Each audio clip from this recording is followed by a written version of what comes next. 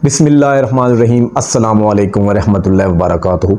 मैं मोहम्मद अली वारिस अमान as usual आप लोगों के साथ DHO मुल्तान के हवाले से चीज़ें डिस्कस कर रहा होता हूँ कि कीमतों में बेहतरी आ रही है, कीमतें स्टेबल हो रही हैं या कीमतें कम हो रही हैं। थोड़ा इस हवाले से आपको मैं चीज़ें बताता हूँ, साथ में कि मार्केट में ऑन ग्राउंड चीज़ें कौन सी अवेलेबल हैं या किस तरीके से चीज़ें चल रही हैं। कोशिश मेरी ये होती है कि आप लोगों के लिए आसानियाँ पैदा करने की कोशिश करूँगी ताकि आपके लिए चीज़ें पेचीदा ना हों, ताकि आप अगर कोई भी चीज़ सेल करना चाह रहे हैं, परचेज़ करना चाह रहे हैं, तो आपको चीज़ों का आइडिया हो कि चीज़ें हो कैसे रही हैं या उनको कैसे लेके चलना है, जिसमें आप हर लिहाज से ख़ुद को महफूज समझें।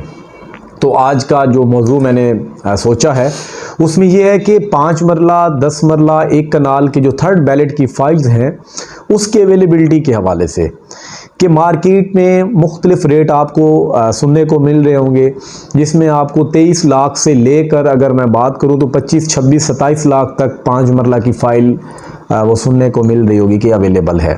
अब उसमें ये चीज़ है कि जो शीट आपके पास अवेलेबल होगी, मतलब जो आपको सेलर दिखाएगा कि जी मेरे पास ये चीज़ अवेलेबल है, उसका रेट कम नहीं होगा, उसका रेट ज़्यादा होगा। ये मैं फ़िलहाल 5 मरला की बात कर रहा हूँ, वैसे ये चीज़ हर एक पे इम्प्लीमेंट होती है। 5 मरला में जो चीज़ अवेलेबल है वो फ़िलहाल आपको जर्नल फाइल अवेलेबल होगी। कोई आपको ये नहीं कहेगा कि जी मैं आपको ये 25 लाख में दे रहा हूँ या 24 लाख में दे रहा हूँ तो ये सेक्टर ए की फ़ाइल होगी, ऐसा नहीं है। सेक्टर ए की फ़ाइल के आपको चार्जेस अदा करने होंगे 2 लाख रुपए। साथ में आप ये जर्नल फाइल है वो आप अगर बाय करते हैं, एलोकेशन बाय करते हैं, क्योंकि एफिडेविट तो आजकल अवेलेबल ही नहीं है, ना होने के बराबर एफिडेविट हैं। तो काइंडली अगर आप किसी से बाय करते हैं तो पहले आप इस चीज़ को मेक श्योर कर लें कि वाकई उसके पास एफिडेविट की जो चीज़ है जो आपको वो सेल कर रहे हैं वो अवेलेबल है।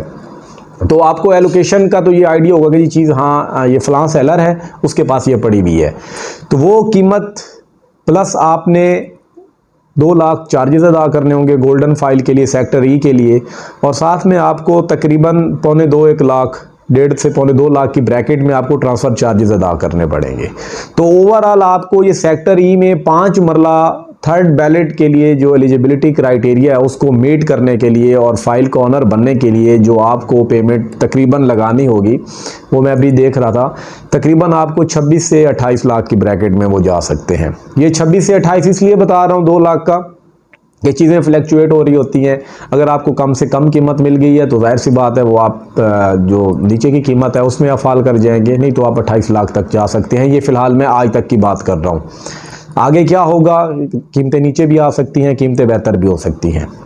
अब दूसरी तरफ अगर मैं 10 मरला की बात करूं तो आपको नॉर्मल फाइल जो मिलती है, एलोकेशन फाइल की बात कर रहा हूं, एफिडेविट की बात नहीं कर रहा। एफिडेविट वो फाइल होती है जिस पे आपको 75,000 ट्रांसफ़र चार्जेस अदा करने होते हैं, और वो फ़िलहाल के लिए मार्केट में अवेलेबल नहीं है क्योंकि रजिस्ट्रीज वगैरह सबमिट नहीं हो रही, सबमिशन नहीं हो रही, लैंड की कोई फ़िलहाल ट्रांजैक्शन आजकल के दिनों में नहीं हो रही। अगर हो भी रही है तो वो पुराने वाली चीज़ें हैं वो क्लियर होके आ रही हैं।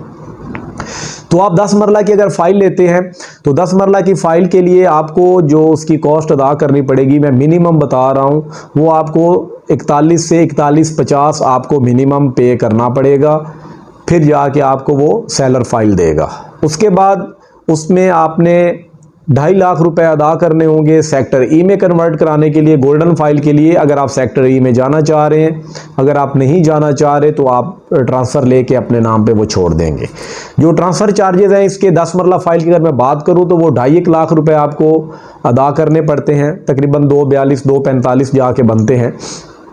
तो ये 2.5 लाख आपको ट्रांसफ़र चार्जेस अदा करने होंगे, 41 साढ़े 41 मिनिमम आपको ये उसकी कॉस्ट पड़ेगी एलोकेशन की थर्ड बैलेट के लिए, और साथ में अगर ई में आप जाते हैं तो आपको मज़ीद 2.5 लाख अदा करने पड़ेंगे। तो इस हिसाब से जो एक फिगर बन जाता है, अगर 41.5 आप मिनिमम वो लगाते हैं तो 5 लाख आपको दूसरे लगने, 46.5 से 47 लाख मिनिमम आपको 10 मरला सेक्टर ई की फ़ाइल आपको मिल जाती है।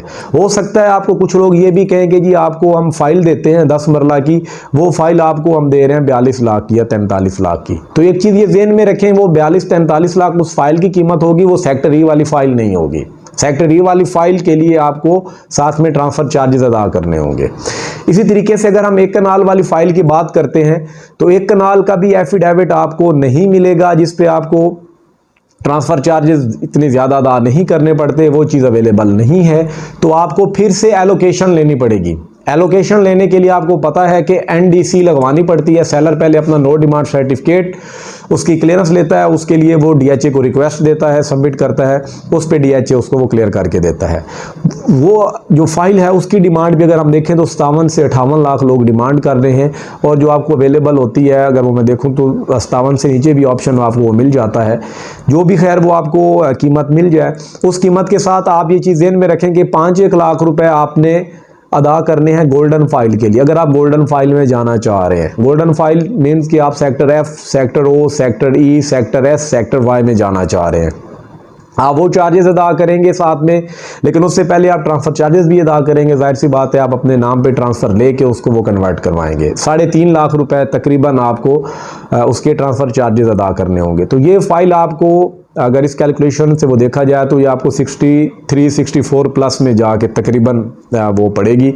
ये जो मैं आपको फ़ाइल की बात कर रहा हूँ, इसमें अगर आप जर्नल फ़ाइल और गोल्डन फाइल की बात करें बेल्टिंग की डेट की, तो जो गोल्डन फाइल की डेट है वो जो हमारे सामने आई थी वो है 17 अक्टूबर की। 17 अक्टूबर को जिन लोगों ने सेक्टर ई में 5 मरला 10 मरला की फ़ाइल ली है, या उन्होंने एक कनाल के लिए जो मखसूस सेक्टर्स हैं उनके लिए चार्जेस अदा किए हैं, तो उनकी बेल्टिंग पहले की जाएगी। और जो जर्नल फाइल होल्डर्स होंगे उनके लिए अगर हम देखें तो उनके लिए जो बेल्टिंग डेट है वो 20 अक्टूबर की रखी गई है। डीएचए मुल्तान अपनी पॉलिसी बदल भी सकता है, उसमें मैं आपको ये नहीं कह सकता कि ये यही होगा, लेकिन अभी तक के लिए अगर हम देखें तो जितना भी वो हमें ऑफिशियली चीज़ों का पता चला है उसके मुताबिक 17 और 20 अक्टूबर की 2 तारीखें हैं, जिसमें पहले आपको गोल्डन फाइल्स की बेल्टिंग देखने को मिलेगी, बाद में आपको जनरल फाइल की बेल्टिंग देखने को मिलेगी। अब यहाँ पे कुछ अजीज़ जो पिछले दिनों में मैंने देखा है कि मेरे पास रिक्वायरमेंट्स भी आई हैं कि हमें रजिस्ट्री के प्लॉट्स चाहिए हैं, तो रजिस्ट्री के प्लॉट्स बहुत कम हैं, क्योंकि मैं पहले आपसे ये चीज़ क्लियर कर चुका हूँ फाइल्स के हवाले से भी कि डीएचए इस टाइम बहुत कम इस चीज़ की ट्रांजैक्शन कर रहा है कि वो नई फाइल्स या रजिस्ट्री के प्लॉट्स दे रहा है। चीज़ें बड़ी उसने शॉर्ट की हुई हैं, और ये एक अच्छी चीज़ है, खुशाइन बात है कि मार्केट में ज़्यादा सप्लाई अभी डीएचए मुल्तान नहीं दे रहा। तो जिन लोगों के पास सेक्टर किसी भी सेक्टर का रजिस्ट्री प्लॉट पड़ा हुआ है तो वो अपनी कीमतों पे बैठे हुए हैं और नई चीज़ कोई नहीं आ रही, तो काइंडली आप अगर किसी से बाइंग करते हैं तो इस चीज़ को आप वो तसल्ली कीजिएगा कि क्या उसकी शीट अवेलेबल है या नहीं अवेलेबल, क्योंकि फिर बाद में हो सकता है आपको चीज़ें कुछ ताख़ीर का सामना भी हो सकता है, जो कि हम तो समझते हैं उस ताख़ीर को कि डीएचए प्रोसेस कर रहा होता है, चीज़ें लेके चल रहा होता है 1 बाय 1, तो उसमें 5 दिन 10 दिन 15 दिन 20 दिन का हमें डिले भी देखने को मिल सकता है। लेकिन बीइंग एंड यूज़र अगर मैं भी सोचूं तो शायद अगर मुझे वो क्लियर होगा उस चीज़ का कि ये ऐसी चीज़ें होती हैं तो मैं इतना ज़्यादा वो पैनिक नहीं होऊंगा। और जिसको इस पूरे प्रोसीजर का आइडिया नहीं है यकीनन वो इस चीज़ को लेके बड़ा परेशान हो जाएगा। तो अगर आप में से किसी ने इस तरह की कोई चीज़ बाय की हुई है तो मेरे ख्याल से आपको परेशान होने की ज़रूरत नहीं है। अगर आप बाय करने का इरादा रखते हैं तो आप इन चीज़ों को देख लीजिएगा और आप अपनी रिसीविंग लेकर और इस चीज़ को आगे अपनी ट्रांजैक्शन को है वो कंटिन्यू कर सकते हैं। तो इसमें आपको ओवरऑल मैंने जो थर्ड बैलेट के प्लॉट्स के फाइल्स के हवाले से भी आपको थोड़ा सा बता दिया, साथ में मैंने जो रजिस्ट्री के प्लॉट्स हैं उनके हवाले से भी बता दिया, क्योंकि काफ़ी सारे दोस्त पूछते हैं कि रजिस्ट्री प्लॉट क्या होता है। दोबारा से बता देता हूं, जो रजिस्ट्री प्लॉट्स होते हैं जब कोई भी लैंड प्रोवाइडर वहां के लैंड ऑनर से ज़मीन खरीद के डीएचए को वो सबमिट करवाता है, डीएचए को वो पोजेशन लेके देता है, तो उसमें डीएचए अथॉरिटी जो है वो उस लैंड प्रोवाइडर को कीमत उस ज़मीन की वो पैसे नहीं अदा करता। वो जाहिर सी बात है उसके इवज़ उसकी कीमत के वो क्या करता है कुछ प्लॉट्स कुछ फाइल्स दे देता है। जिस तरह ये फाइल्स आप ख़रीदते हैं थर्ड बैलेट सेकंड बैलेट, आपने पहले भी बाय किया होगा, प्रोसीजर आपने देखा होगा, तो वो प्लॉट्स होते हैं और उन प्लॉट्स पे आपको कोई एफिडेविट कोई एफबीआर कोई स्टाम्प वगैरह आपने अदा नहीं करना होता। तो उसमें जस्ट आपने जो डीएचए की ट्रांसफ़र फ़ी है आपने वो एक मिनिमम सी है वो अदा करनी होती है और आपके नाम पे वो प्लॉट हो जाता है। उम्मीद है ये आपको थर्ड बैलेट के हवाले से चीज़ें क्लियर हो गई होंगी। बाकी इंशाल्लाह मैं कोशिश यही करता रहता हूँ कि जो चीज़ें हैं वो मैं आप लोगों के साथ डिस्कस करता रहूं, ताकि आपके लिए चीज़ों को करने में, ट्रांजैक्शन करने में ज़्यादा पेचीदगी ना हो।